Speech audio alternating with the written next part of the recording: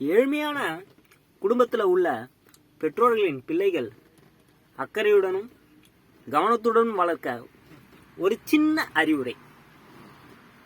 எந்த ஒரு சூழ்நிலையிலும் நம்மளுடைய இயலாமையும் நம்மளுடைய அறியாமையும் அந்த குழந்தைங்களோட மனநிலைக்கு எந்த ஒரு பாதிப்பும் தராத அளவு பார்த்துக்கிறது ரொம்ப அவசியம். அதே சமயம் உணவுல ரொம்ப ரொம்ப கவனம் வேணும். நம் உண்ணும் உணவு அரிசினமும் ஒரே நிறம் தான், ஆனால் அதில் ஊற்றக்கூடிய குழம்பு பல நிறத்தில் இருக்கு. முடிஞ்ச அளவு நம்மளால முடிஞ்ச எளிமையான காய்கறிகளை வச்சு அந்த குழந்தைகளுக்கு ஒவ்வொரு நாளும் ஒவ்வொரு நிறத்துல வித்தியாசமான சுவையில உணவு கொடுக்கும் போது அந்த குழந்தைங்களுக்கு மன திருப்தி கண்டிப்பா கிடைக்கும். அதே சமயம் நம்மளால முடிஞ்ச அளவு ஸ்நாக்ஸ்ன்னு சொல்லக்கூடிய தின்பண்டங்கள் வாங்கி கொடுக்கும் போது ஒரே மாதிரியான தின்பண்டங்கள் நம்ம ஒரு 100 ரூபாய்க்கு வாங்கி தரதை விட 10 ரூபாய்க்கு 10 விதமான தின்பண்டங்கள் வாங்கி கொடுத்தா அவங்களோட பார்வைக்கு வித்தியாசமும் இருக்கும், சுவையும் வித்தியாசமா இருக்கும்.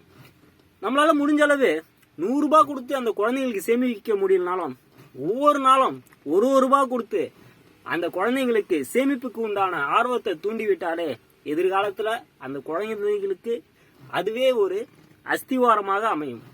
நன்றி.